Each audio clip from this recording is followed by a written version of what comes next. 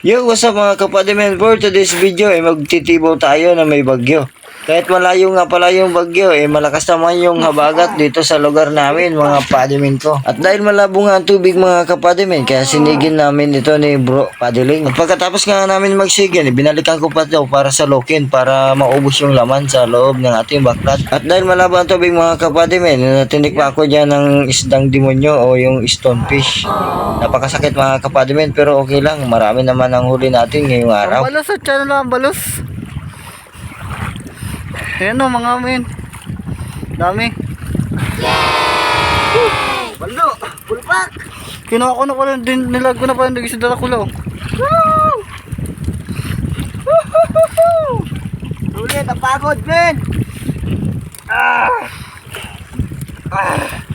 Daming pang ulam!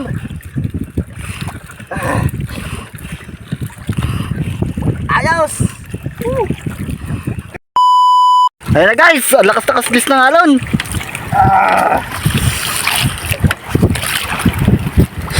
Dito naman kami guys, pagkatapos sa bukid! Kahit nga malayong bagyong Inday mga kapadimen, ramdam na ramdam dito yung lakas ng alon sa amin. Halos masira na nga itong isang baklad namin sa lakas ng alon mga kapadimen. Pag ganito pala mga kapadimen lumalakas ang alon at nalalabo yung tubig, gumaganda yung huli natin sa ating baklad. Ang mga normal day lang kasi mga kapadimen at malinaw yung tubig, yung mga isda sa loob ng baklad natin labas-pasok na lang. Parang gamay na nila yung mga baklad mga kapadimen. Yung ibang mga isda kasi mga kapadimen halos dito na sa baklad nangingitlog at dito na rin lumalaki yung mga itlog nila. Kaya gamay na nila yung labas-pasok sa baklad natin. Kaya naman pag nabubulabog sila ng alon at nalalabo yung tubig mga kapadimen, hindi na sila nakakalabas sa ating baklad. Hindi na nila makita siguro yung daanan pa uwi. Bali pala nagpando kami dito ni Paddling, low tide na. Kasi pag high tide mga kapadimen ko, hindi na kaya ng ating bangka. Napakakalaki ng alon dito. Lalo sa napistuhan ng baklad na ito. Sapul na sapul ang hanging habagat dito. Hindi nga karamihan ang huli natin dito sa isang baklad na ito mga kapadimen kasi nasira ito ng alon. Ito naman ang hindi kagandahan pag nasusobrahan naman ang lakas ng alon mga kapadimen. Nasisira yung baklad natin at nawawala din yung mga laman nito sa loob. Paldo ka mo! Sira baklad natin. Walang laman. Ayusin natin bukas, pagkalma.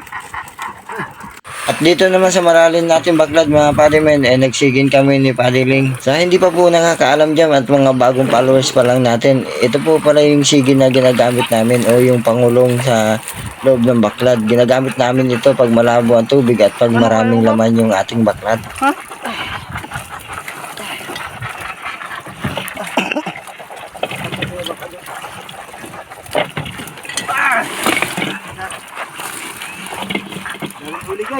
Daming huli guys, paldo.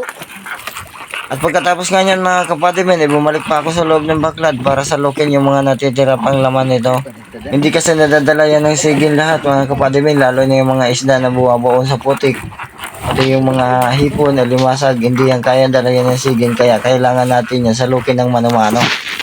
Guys oh. Dami guys. Woo! Thank you Lord sa prosig! Woo! Bumalik ka pa! Nakalukot ko. Okay na? At sa pagsasalok na natin mga kapadimen, marami pa tayong nakuhang isda sa loob ng baklad at sari-saring laman nito. Ito, panoorin yung mga kapadimen kung ano yung mga nakuha ko pa.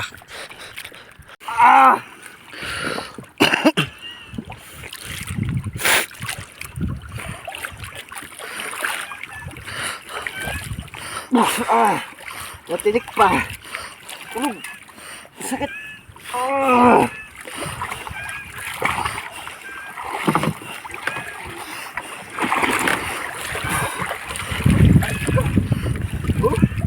Iya.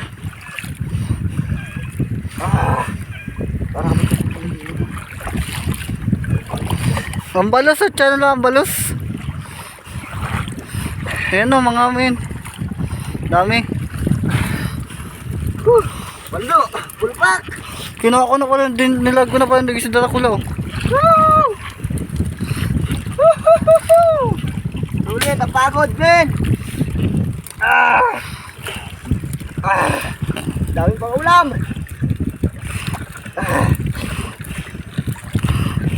Ayos. Kahit masakit, pag hindi ka kong demonyo. Demonyo talaga. Demonyo. Demonyong isda. Hindi tao. Demonyong isda.